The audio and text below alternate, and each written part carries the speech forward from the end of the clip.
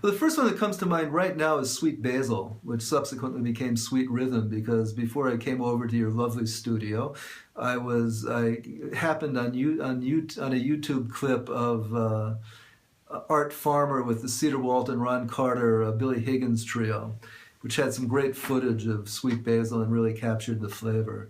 That was a bar at 88 7th Avenue South that in a previous life had been a pharmacy soda fountain luncheonette.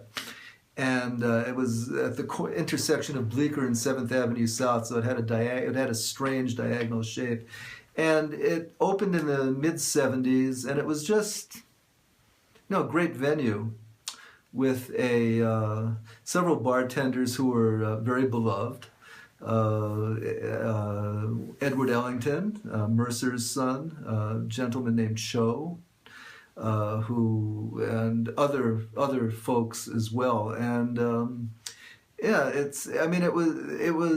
had a pretty good kitchen, and it was just consistently strong bookings.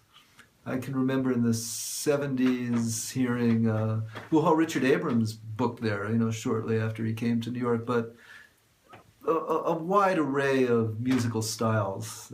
So that's one place that I can think of. Let's think of another. Were you here for the Tin Palace? I was here for the Tin Palace. But this was, I was in New York for the Tin Palace, but this was before this was well before I was on WKCR or before I was even professionally involved. The Tin Palace was a bar on the northeast corner of 2nd Street and the Bowery.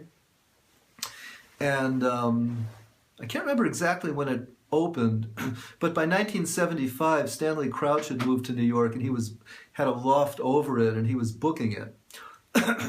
David Murray was living with him initially when he came to New York. And at the time, Stanley was writing but also playing drums, and he was, he was an avant-garde drummer.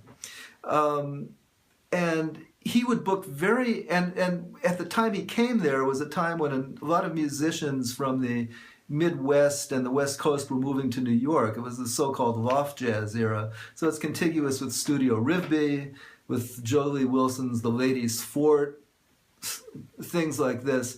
So I can remember coming home from school on break and hearing Sunday afternoon concerts with Calipurusha, Fred Hopkins, and I can't remember who was on drums.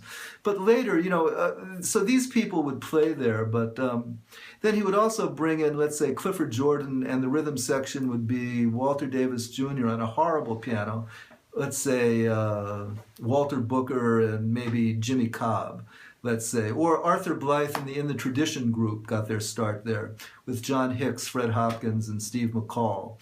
It was a wild scene. It was a little too wild for me at that particular moment of my life. So I can't really comment on the extracurricular things that went on at the Tin Palace. But musically, it was a very hardcore jazz spot.